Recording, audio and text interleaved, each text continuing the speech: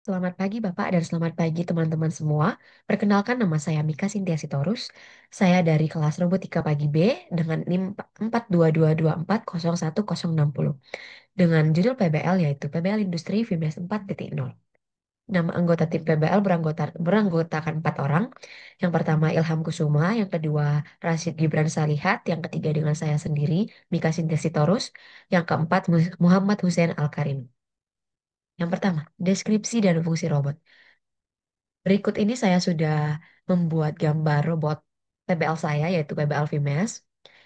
Ini gambar robotnya. Deskripsi tentang robot ini ialah robot industri yang berfokus pada pengembangan dan penerapan teknologi mekanik dan otomatisasi. Mereka menyediakan berbagai produk layanan termasuk robot dan sistem otomatisasi untuk berbagai industri. Vimes 4.0 juga terlibat dalam pengembangan modul ajar berbasis Smart Manufacturing Industry 4.0. Fungsi robot Vimes yaitu untuk membantu mahasiswa memahami sistem kontrol, elektronika, pemrograman, dan IoT untuk mengajarkan konsep smart factory, logistik otomatis, dan integrasi sensor aktuator. Dan yang terakhir untuk mengimplementasi kontrol PID, line follower, obstacle avoidance, dan pengendalian aktuator. Yang kedua, gambar diagram blok. Di sini saya sudah membuat gambar diagram bloknya, yaitu yang pertama dari power supply atau daya, itu baterai atau charger, dengan mengirim energi ke microcontroller PLC or CPU, terus ke sistem kontrolnya, itu menghasilkan algoritma Graph sequencing, terus ke driver dan modulnya itu output, dengan contohnya itu ada motor servo dan stepper. Yang ketiga itu sensor dan input device. Contoh yang diberikan ada limit switch, proximity encoder, dan lain-lain. Dan yang terakhir itu ada komunikasi interface, itu ada PC, HMI, SCADA, dan IoT.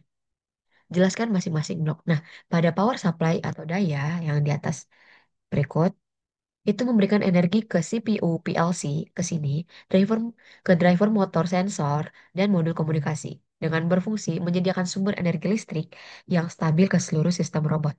Nah, berperan untuk menjamin semua komponen mendapat tegangan dan arus yang sesuai agar robot dapat bekerja tanpa gangguan.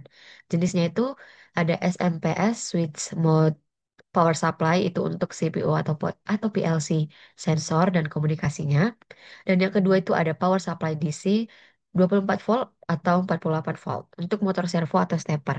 Alasannya kenapa? Karena ringan, kapasitas besar, dan cocok untuk mobile robot. Yang kedua ada microcontroller PLC or CPU. Itu untuk pusat kendali menerima data dari sensor dan perintah dari interface, lalu mengirim sinyal ke driver motor. Berfungsi untuk sebagai otak robot yang mengatur seluruh operasi dan menjalankan program pengendalian gerakan robot industri. Dan berperan untuk menjalankan program atau urutan gerak, timing, dan kontrol posisi. Menerima data dari sensor sebagai feedback, mengirim sinyal kontrol ke driver motor, berkomunikasi dengan HMI atau SCADA untuk pemantauan. Dengan alasan kalau untuk PLC itu standar industri, handal dan tahan lingkungan keras. Untuk CPU atau microcontroller, fleksibel untuk penelitian atau edukasi.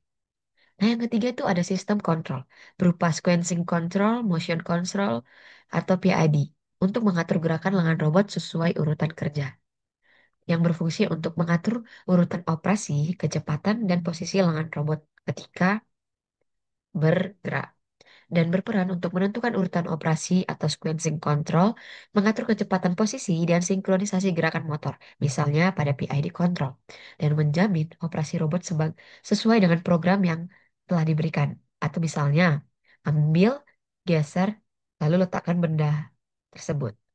Alasannya kenapa? Membuat gerakan robot agar lebih presisi, teratur, dan aman. Yang keempat ada driver motor. Berfungsi untuk menguatkan sinyal kontrol dari CPU agar bisa menggerakkan motor, servo, atau stepper dengan presisi.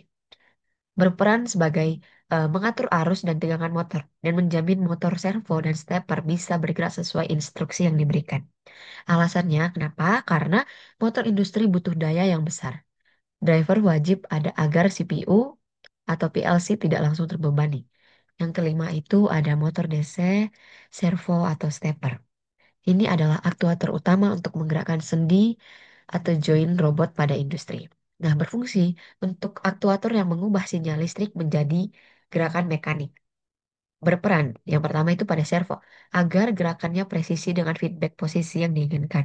Yang kedua pada stepper, agar pergerakan bertahap sesuai jumlah pulsa yang dihasilkan. Alasannya, memberikan gerakan halus, presisi, dan bisa dikendalikan posisinya sesuai kebutuhan industri. Atau pick and place, perakitan, welding, dan sebagainya. Yang keenam itu ada sensor dan input device, yaitu untuk mendeteksi posisi, batas gerak atau limit switch, benda kerja proximity sensor, dan kecepatan atau encoder. Berfungsi sebagai memberikan feedback ke CPU agar gerakannya presisi dan aman. Berperan, yang pertama, limit switch untuk deteksi batas gerakan mekanis atau safety.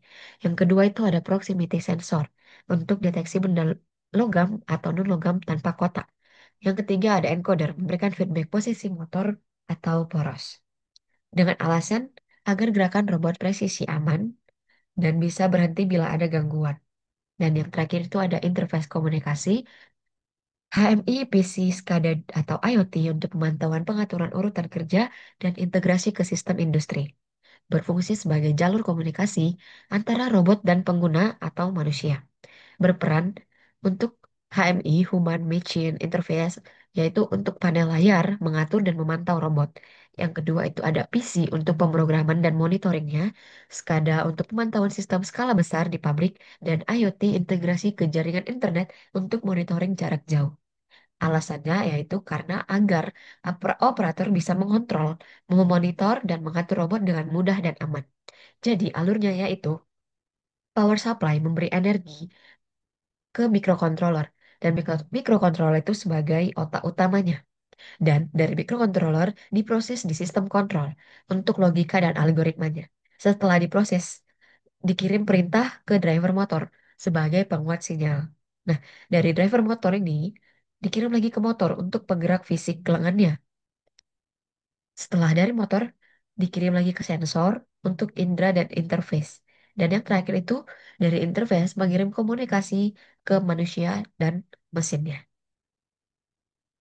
Sekian, terima kasih.